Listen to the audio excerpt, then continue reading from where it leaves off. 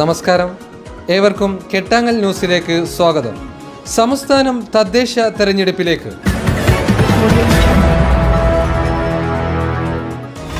കെട്ടാങ്ങൽ ന്യൂസിലേക്ക് ഒരിക്കൽ കൂടി എല്ലാവർക്കും സ്വാഗതം. നമ്മളിന്ന് ചർച്ച ചെയ്യുന്നത് മാവൂർ പഞ്ചായത്തിലെ 8ാം വാർഡ് അടുവാർഡിനെ കുറിച്ചാണ്. ഈ വാർഡിലെ 714 പുരുഷന്മാരും 703 സ്ത്രീകളാണുള്ളത്. ആകെ വോട്ടർമാർ 1417. ഈ വർഷം ഒരു കനത്ത പോരാട്ടം തന്നെ നടക്കാനുള്ള സാധ്യത കാണുന്നുണ്ട്. എന്നിരുന്നാലും LDFിൻ്റെ കുത്തക സീറ്റാണ്. അതുകൊണ്ട് തന്നെ മത്സരത്തിൻ്റെ ഫലം അറിയണമെങ്കിൽ ഡിസംബർ 16 വരെ കാത്തിരിക്കണം. എന്തായിരുന്നാലും സ്ഥാനാർത്ഥി വിശേഷങ്ങളിലേക്ക് നമുക്ക് കടക്കാം. സ്ഥാനാർത്ഥികൾക്കൊപ്പം വാർഡിലൂടെ എന്ന പരിപാടിയിൽ ഇന്ന് നമ്മോടൊപ്പമുള്ള അതിഥി മുൻ ഗ്രാമപഞ്ചായത്ത് പ്രസിഡന്റും അതിനു മുമ്പ് ബ്ലോക്ക് പഞ്ചായത്തിൻ്റെ വൈസ് പ്രസിഡന്റ് കൂടിയായിട്ടുള്ള 8ാം വാർഡിൽ UDF സ്ഥാനാർത്ഥിയായി മത്സരിക്കുന്ന മുനീറത്ത് ടീച്ചറോടൊപ്പമാണ്. ആദ്യമായി ടീച്ചർ നിങ്ങളോട് പരിചയപ്പെടും. ഞാൻ മാവൂർ ഗ്രാമപഞ്ചായത്തിൻ്റെ മുൻ പ്രസിഡൻ്റായിരുന്നു. ഇപ്പം 8ാം വാർഡിൽ UDF സ്ഥാനാർത്ഥിയായിട്ട് മത്സരിക്കുകയാണ്. വളരെ സന്തോഷത്തോടു കൂടിയാണ് ഞാൻ ആ സ്ഥാനാർത്ഥിത്വം ഏറ്റെടുത്തിട്ടുള്ളത്. 40 വർഷത്തോളമായി UDFിൻ്റെ കയ്യിലായിരുന്ന ഒരു വാർഡ് കഴിഞ്ഞ 5 വർഷം മാവൂർ ഗ്രാമപഞ്ചായത്തിൻ്റെ വികസനം വെച്ചുകൊണ്ടാണ് നമ്മൾ ഈ പ്രവർത്തന രംഗത്തേക്ക് ഇറങ്ങിയിട്ടുള്ളത്. ഈ കഴിഞ്ഞ 5 വർഷക്കാലം പ്രസിഡന്റ് എന്ന നിലയിലും 4ാം വാർഡ് മെമ്പർ എന്ന നിലയിലും ജനങ്ങളോട് വളരെ സ്നേഹത്തോടും സൗഹാർദ്ദത്തോടും കൂടി സമത്വത്തോടു കൂടി പെരുമാറാനും അവർക്ക് എന്നോട് വേണ്ട എല്ലാ സഹായങ്ങളും സഹകരണങ്ങളും പ്രവർത്തനങ്ങളും ചെയ്തു കൊടുക്കാൻ സാധിച്ചിട്ടുണ്ട്. കക്ഷിരാഷ്ട്രീയത്തിന് അതീതമായിട്ടുള്ള ഒരു പ്രവർത്തനമാണ്, ഒരു ഭരണമായിരുന്നു മാവൂർ ഗ്രാമപഞ്ചായത്തിൽ കാഴ്ചവെച്ചിട്ടുള്ളത്. അതിലുപരി എൻ്റെ വാർഡ് എന്ന രീതിയിലല്ല, മാവൂർ പഞ്ചായത്തിലെ 18 വാർഡുകളുടെയും വികസനം എന്ന രീതിയിലാണ് ഞാൻ പ്രവർത്തിച്ചിട്ടുള്ളത്. പ്രത്യേകിച്ച് ഞാൻ ഇപ്പം മത്സരിക്കുന്ന വാർഡ് എന്ന് പറഞ്ഞാൽ LDFിൻ്റെ പരമ്പരാഗതമായിട്ട് LDFിനെ തുണച്ചു പോകുന്ന ഒരു വാർഡാണ് 8ാം വാർഡ്. അപ്പോൾ ഇവിടെ മത്സരിക്കുമ്പോൾ എന്തെങ്കിലും ആത്മവിശ്വാസ കുറവുണ്ടോ? ഒരിക്കലുമില്ല, വളരെ ആത്മവിശ്വാസമുണ്ട്. കാരണം ഞാൻ 8ാം വാർഡിലെ ജനങ്ങളെയും ഞാൻ മെമ്പറായിട്ടുള്ള 4ാം വാർഡിലെ ജനങ്ങളെയും ഒരുപോലെയാണ് കണ്ടിട്ടുള്ളത്. വികസന കാര്യത്തിലും അത് തന്നെയാണ്. എൻ്റെ വാർഡിൽ ഞാൻ ഇപ്പം മെമ്പറായിരുന്ന വാർഡിൽ 4ാം വാർഡിൽ അവിടെ റോഡ് വികസനമൊക്കെ പൂർണ്ണമായും കഴിഞ്ഞ് ഇനി ഒരു റോഡിന് ഫണ്ട് വെക്കാനില്ല. ഇപ്പം ഒരു 10 ലക്ഷം രൂപ വകയിരുത്തിക്കൊണ്ടാണ് ഇറങ്ങി. ആ റോഡ് കൂടി കഴിഞ്ഞ് കഴിഞ്ഞാൽ ആ വാർഡിൽ ഇനി റോഡില്ല. റോഡ്, അങ്കനവാടി, കുടിവെള്ളം എല്ലാ സൗകര്യങ്ങളും ഏർപ്പെടുത്തിയിട്ടുണ്ട്. ഇപ്പോൾ ഞാനിപ്പോൾ മെമ്പറായിരിക്കുന്ന സമയത്ത് തന്നെ LDFിൻ്റെ വാർഡിലേക്ക്, എൻ്റെ വാർഡിലേക്ക് വന്ന ഫണ്ടുകൾ ഞാൻ വകമാറ്റിയിട്ടുണ്ട്. അതിപ്പോൾ ഈ 8ാം വാർഡിൽ തന്നെ, ഞാൻ മത്സരിക്കുന്ന വാർഡിൽ തന്നെ ഈ 2020-21 വാർഷിക പദ്ധതിയിൽ പഞ്ചായത്തിൻ്റെ വികസന ഫണ്ടിൽ 2 ലക്ഷം രൂപ വകയിരുത്തിക്കൊണ്ട് റോഡ് പൂർത്തീകരിച്ചു. അതെൻ്റെ വാർഡിലേക്ക് വരുന്ന ഫണ്ടാണ്. ഞാൻ 8ാം വാർഡിൽ അവിടുത്തെ ജനങ്ങളെ ആവശ്യം പറഞ്ഞ് എൻ്റെ അടുത്ത് വന്നപ്പോൾ ഒരിക്കലും ഞാൻ അന്നൊന്നും ഇവിടെ മത്സരിക്കുമെന്ന് പ്രതീക്ഷിച്ചിട്ടുമില്ല, ആഗ്രഹിച്ചിട്ടുമില്ല. എന്തായിരുന്നാലും ഈ വാർഡിൽ മത്സരിക്കുമ്പോൾ ജനങ്ങൾക്ക് മുമ്പിൽ വെക്കുന്ന വികസന പ്രവർത്തനങ്ങൾ എന്തൊക്കെയായിരിക്കും? എൻ്റെ മുമ്പ് കുറച്ചുകൂടി പറയാണ്ട്. കാരണം ഈ 2 ലക്ഷം മാത്രമല്ല, അല്ലാതെ ഒരു 10 ലക്ഷം കൂടിയും തൊഴിലുറപ്പ് പദ്ധതിയിൽ 8ാം വാർഡിലേക്ക് വെച്ചിട്ടുണ്ട്. അതോടൊപ്പം തന്നെ 18ാം വാർഡിൽ, അവിടെയും പരമ്പരാഗതമായിട്ട് വർഷങ്ങളായിട്ട് LDF ഭരിച്ചു പോരുന്ന ഒരു വാർഡാണ്. അവിടെയും ഈ വർഷം എൻ്റെ ഫണ്ട് 5 ലക്ഷം രൂപ 18ാം വാർഡിലും കൊടുത്തിട്ടുണ്ട്. ഞാൻ ഇപ്പം താമസിക്കുന്ന 6ാം വാർഡാണ്. ഇവിടെയും LDFിൻ്റെ വാർഡ് തന്നെയാണ്. ഇവിടെയും കൊടുത്തിട്ടുണ്ട് 4 ലക്ഷം രൂപ 3ാം വാർഡിൽ. അങ്ങനെ എനിക്ക് എൻ്റെ വികസനം കഴിഞ്ഞതിന് ശേഷം മറ്റുള്ള വാർഡുകളിൽ, അതായത് മറ്റ് രാഷ്ട്രീയം നോക്കാതെ ഞാൻ ഇത്തരത്തിൽ LDFിൻ്റെ വാർഡുകളിൽ 3-4 വാർഡുകളിലേക്ക് എൻ്റെ ഫണ്ട് വീതിച്ചു കൊടുത്ത് അടുത്ത വികസനം ഉറപ്പുവരുത്തുക. അതൊന്നും ഞാൻ ഈ 6ാം വാർഡിലോ 18ാം വാർഡിലോ 8ാം വാർഡിലോ മത്സരിക്കുമെന്ന് വിചാരിച്ച് കൊടുത്തിട്ടില്ല. അവിടുത്തെ ജനങ്ങളുടെ ആവശ്യം മനസ്സിലാക്കി, റോഡാണോ മറ്റുള്ള ആവശ്യം മനസ്സിലാക്കിക്കൊണ്ടാണ് ഞാൻ വികസന കാര്യങ്ങൾ കഴിഞ്ഞ 5 വർഷം പഞ്ചായത്തിൽ നടത്തിയിട്ടുള്ളത്. എന്തായിരുന്നു ടീച്ചറോട് ചില ചോദ്യങ്ങൾ കൂടി എനിക്ക് ചോദിക്കാനുണ്ട്. കാരണം 10ാം ക്ലാസ്സിൽ എന്നെ പഠിപ്പിച്ച ടീച്ചർ കൂടിയാണ്. അപ്പോൾ ആ നിലക്ക് അധ്യാപന ജീവിതത്തിൽ നിന്നും പൊളിറ്റിക്സിലേക്ക് മാറുമ്പോൾ അതിനെങ്ങനെ നോക്കി കാണുന്നുണ്ട്? പ്രത്യേകിച്ചും ഒരു സ്ത്രീ ആയതുകൊണ്ട് ഇപ്പോൾ വനിതാ സമരത്തിലൂടെയാണ് സ്ത്രീ ശാക്തീകരണം ഒന്നുകൂടി ഉണ്ടായി തീർന്നിട്ടുള്ളത്. ഇതൊരു ശരിക്കും സ്ത്രീകൾക്ക് ഭരിക്കാൻ കഴിയുന്നുണ്ടോ? കാരണം ടീച്ചർ ഗ്രാമപഞ്ചായത്തിൻ്റെ പ്രസിഡൻ്റായിരുന്നു, അതോടൊപ്പം ബ്ലോക്ക് പഞ്ചായത്തിൻ്റെ വൈസ് പ്രസിഡന്റ് കൂടിയായിരുന്നു. ഒരു പിൻസീറ്റ് ഡ്രൈവിംഗ് എന്നൊക്കെ ചില ആക്ഷേപങ്ങൾ ഇപ്പോഴും സ്ത്രീകൾക്ക് നേരെ ഉണ്ടാവാറുണ്ട്. സ്ത്രീകൾ ഭരിക്കുക, കാര്യങ്ങളൊക്കെ നിയന്ത്രിക്കുന്ന പുരുഷന്മാർ, ഈ ഒരു സ്ഥിതി ഉണ്ടായിട്ടുണ്ടോ? ഒരിക്കലുമില്ല. ഞാനൊരു പ്രസിഡൻ്റായിട്ട് തന്നെയാണ് പ്രവർത്തിച്ചത്. പിന്നിലൊരു ഡ്രൈവർ മുന്നിൽ ഇരിക്കുന്ന ആ രീതിയിലല്ല ഞാൻ 5 വർഷം. ഞാൻ മുന്നിലിരുന്നു കൊണ്ടുള്ള പ്രവർത്തനം തന്നെയാണ് കഴിഞ്ഞ 5 വർഷം നടത്തിയിട്ടുള്ളത്. പിന്നെ സാധാരണക്കാരായ സ്ത്രീകളൊക്കെ കടന്നു വരുമ്പോൾ, കാരണം സ്ത്രീകൾ പിന്നെ പുരുഷന്മാർ പ്രസിഡൻ്റ് ആകുമ്പോൾ എന്താ അവരോട് പോയി പറയുക, കുറേ ആവശ്യങ്ങളുമായിട്ട് വരുന്ന ഒരുപാട് സാധാരണക്കാരുണ്ട് പഞ്ചായത്തിൽ. അപ്പോൾ സ്ത്രീകൾ ആ സ്ഥാനത്തിരിക്കുമ്പോൾ ഓൽക്ക് വന്നിട്ട് എല്ലാം തുറന്നു പറയാൻ, ഒരു മനസ്സ് തുറന്ന് പറയൽ സ്ത്രീകളോട് പറയും പോലെ പുരുഷന്മാരോട് പറയാൻ കഴിയൂല.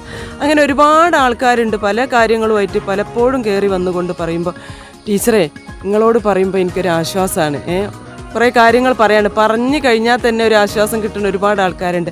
അങ്ങനെ ഒരുപാട് സപ്പോർട്ട്, അതായത് ഈ ടീച്ചറായി ഇന്നുകൊണ്ടുള്ളത് കൊണ്ട് പ്രവർത്തിച്ചത് കൊണ്ട് ഒരുപാട് വിദ്യാർത്ഥികളെ സപ്പോർട്ടും ഉണ്ട്. പക്ഷേ ടീച്ചറായിക്കൊണ്ട് രാഷ്ട്രീയത്തിലേക്ക് വന്നതുകൊണ്ട് ഒരുപാട് പാവപ്പെട്ട ആൾക്കാരുടെ വിഷമങ്ങളും ബുദ്ധിമുട്ടും, വീടില്ല, പിന്നെ അസുഖക്കാർ, വെള്ളമില്ലാത്തവർ, പല വിഷയങ്ങളിലും എനിക്ക് ബന്ധപ്പെടാനും അത് പരിഹരിച്ചു കൊടുക്കാനും അവരുടെ കണ്ണീരൊപ്പാനും ഈ 5 വർഷം കൊണ്ട് എനിക്ക് സാധിച്ചിട്ടുണ്ട്. എന്തായിരുന്നാലും ടീച്ചർ വലിയൊരു പരിചയ സമ്പന്നത കൊണ്ടാണ് ഈ 8ാം വാർഡിൽ ജനവിധി തേടുന്നത്. എല്ലാവിധ ആശംസകളും നേരെയാണ്. Okay, thanks. സ്ഥാനാർത്ഥികൾക്കൊപ്പം വാർഡിലൂടെ എന്ന പരിപാടിയിൽ ഇന്ന് ഞങ്ങളോട് കൂടെയുള്ളത് മാവൂർ പഞ്ചായത്തിലെ 8ാം വാർഡിലെ LDF സ്ഥാനാർത്ഥി ഗീത കാവിൽപുറായിലാണ്. രാഷ്ട്രീയത്തിൽ പുതിയൊരു കാൽച്ചുവടുപ്പായിരിക്കും. സ്വയം ഒന്ന് ജനങ്ങൾക്ക് വേണ്ടി പരിചയപ്പെടും. ഞാൻ രാഷ്ട്രീയത്തിൽ എന്ന് വെച്ചാൽ ഞാൻ കുടുംബശ്രീ രംഗത്തും തൊഴിലുറപ്പ് രംഗത്തും ഒക്കെ നല്ല പ്രവർത്തനമായിട്ട് നടക്കുന്ന ഒരാളാണ്. പിന്നെ ഈ സ്ഥാനാർത്ഥിയായിട്ട് മത്സരിക്കുന്നത് ആദ്യമായിട്ടാണ്. പരമ്പരാഗതമായിട്ട് LDFനെ തുണച്ച് പോരുന്ന ഒരു വാർഡാണ് 8ാം വാർഡ്. ഇപ്പോൾ കഴിഞ്ഞ വർഷം LDF സ്ഥാനാർത്ഥി അനൂപായിരുന്നു ഇവിടെ ഉണ്ടായിരുന്നത്. എന്തെല്ലാം വികസനങ്ങളായിരുന്നു ഈ വാർഡിൽ മുൻപ് കൊണ്ടുവന്നിട്ടുള്ളത്? അനൂപ് മെമ്പറായി നിന്ന സമയത്ത് ഈ വാർഡിൽ ഒട്ടേറെ റോഡുകളുടെ ടാറിങ്, പുനർനിർമ്മാണം, അതുപോലെ ഈ ഈച്ചമ്പാട് കോളനി റോഡ് സൈഡ് കെട്ടി, പിന്നെ ടാറിങ് നടത്തി, റീടാറിങ് നടത്തി, അതുപോലെ ചെറുക്കൽത്താഴം കുട്ടിയോട് പറമ്പ് റോഡ്, പിന്നെ കുതിരാടം കോഞ്ഞാലിക്കോട് റോഡ്, ആലിഞ്ചോട് ചെറുക്കൽത്താഴം റോഡ്, അങ്ങനെ ഒട്ടേറെ റോഡുകളുടെ പ്രവൃത്തി നടന്നിട്ടുണ്ട്. അതുപോലെ കണയംകുന്ന് അംഗനവാടി കുടിവെള്ളം എത്തിച്ചു കൊടുത്ത് ഒരുപാട് നല്ല കാര്യങ്ങൾ വാർഡ് മെമ്പർ ഈ വാർഡിലേക്ക് ചെയ്തു തന്നിട്ടുണ്ട്. ഇപ്രാവശ്യം നല്ലൊരു ആത്മവിശ്വാസത്തോടു കൂടിയാണോ ഇലക്ഷന് ഇറങ്ങുന്നത്? അതെ, എനിക്ക് നല്ല ആത്മവിശ്വാസമുണ്ട്. ഞാൻ ഈ തൊഴിലുറപ്പ് രംഗത്തായാലും കുടുംബശ്രീ പ്രവർത്തനത്തിലും നല്ല ഒരു പ്രവർത്തനം കാഴ്ചവെക്കുന്ന ആളാണ്. അപ്പം ഞാൻ തൊഴിലുറപ്പിൻ്റെ 2-3 സൈറ്റിൽ പോയിട്ടുണ്ട്. പിന്നെ വീടുകൾ കയറിയ സമയത്തൊക്കെ എനിക്ക് നല്ല പ്രതികരണമാണ് ജനങ്ങളിൽ നിന്ന് കിട്ടിയിട്ടുള്ളത്. അപ്പോൾ എനിക്ക് നല്ല ആത്മവിശ്വാസമുണ്ട്. എനിക്ക് ഈ വാർഡിൽ അത്യാവശ്യം നല്ല ഭൂരിപക്ഷത്തോടെ വിജയിക്കാൻ കഴിയുന്നു. നിലവിലെ ഗ്രാമപഞ്ചായത്തിനെ കുറിച്ചുള്ളൊരു അഭിപ്രായം എന്തൊക്കെയാണ്? അതിനെ പറ്റിയിട്ട് എനിക്കിപ്പോൾ പ്രത്യേകിച്ചൊന്നും പറയാൻ കഴിയില്ല. എന്നാലും പിന്നെ അങ്ങനെ അത് പ്രത്യേകിച്ച് എനിക്ക് പറയാൻ അറിയില്ല. എന്തായിരുന്നാലും ഗീത കാവിൽപുറായിൽ വലിയ ആത്മവിശ്വാസത്തിലാണ്. എല്ലാവിധ വിജയ ആശംസകളും നേരെയാണ്. സ്ഥാനാർത്ഥികൾക്കൊപ്പം വാർഡിലൂടെ എന്ന പരിപാടിയിൽ ഇന്ന് ഞങ്ങളോട് കൂടെയുള്ളത് മാവൂർ പഞ്ചായത്തിലെ 8ാം വാർഡ് അഡ്വാർഡിലെ BJP സ്ഥാനാർത്ഥി സുമ ജ്യോതിഷിനോടൊപ്പമാണ്. ആദ്യമായിട്ട് അവർ പരിചയപ്പെടുത്തും. നമസ്കാരം, ഞാൻ ഭാരതീയ ജനതാ പാർട്ടിയുടെ മാവൂർ പഞ്ചായത്ത് 8ാം വാർഡിലെ സ്ഥാനാർത്ഥിയാണ്. ഇപ്പോൾ രാഷ്ട്രീയത്തിലൊരു പുതിയ ഒരു കാൽച്ചുവടുപ്പാണ്. മുമ്പ് ഏതെങ്കിലും മേഖലയിൽ പ്രവർത്തിച്ചിട്ടുണ്ടോ? ഞാൻ ഈ രാഷ്ട്രീയ മേഖലയിൽ പുതുമുഖാണ്. ഞാൻ സ്കൂളിൽ കുറച്ചു കാലം വർക്ക് ചെയ്തിട്ടുണ്ട്. ആദ്യമായിട്ടാണ് ഞാനിവിടെ വിദ്യാനികേതൻ സ്കൂളിൽ കുറച്ചു കാലം വർക്ക് ചെയ്തിട്ടുണ്ട് ടീച്ചറായിട്ട്. ഇപ്പോൾ വേറെ ചെറുതായിട്ട് ഓരോരോ സേവാ പ്രവർത്തനങ്ങൾ നടത്തി വരുന്നുണ്ട്. എന്തായിരുന്നാലും ഇപ്പോൾ നമുക്കറിയാം, പഞ്ചായത്തിനെ സംബന്ധിച്ച് അല്ലെങ്കിൽ വാർഡിനെ സംബന്ധിച്ച് മാറി മാറി വരുന്ന UDF LDF ആണ് ഭരിച്ചുകൊണ്ടിരിക്കുന്നത്. ഇതിൽ എന്തെങ്കിലും പോരായ്മകൾ കണ്ടിട്ടുണ്ടോ? ഈ 8ാം വാർഡ് രൂപീകരിച്ചത് മുതൽ ഇവിടെ LDF സ്ഥാനാർത്ഥികളാണ് അവരാണ് ഭരിച്ചുകൊണ്ടിരിക്കുന്നത്. അത് അടിസ്ഥാനപരമായിട്ടുള്ള പല മാറ്റങ്ങൾ ഇവിടെ വരാനുണ്ട് ഇനിയും. പ്രധാനമായിട്ടും ഉള്ള പ്രശ്നങ്ങളിൽ കുടിവെള്ള പ്രശ്നം, അതേപോലെ റോഡുകളുടെ ശോചനീയാവസ്ഥ, അതേപോലെ വൈദ്യുതീകരണം, സ്ട്രീറ്റ് ലൈറ്റുകളുടെ അപാകത, ഇതെല്ലാം ശ്രദ്ധയിൽപ്പെട്ടിട്ടുണ്ട്.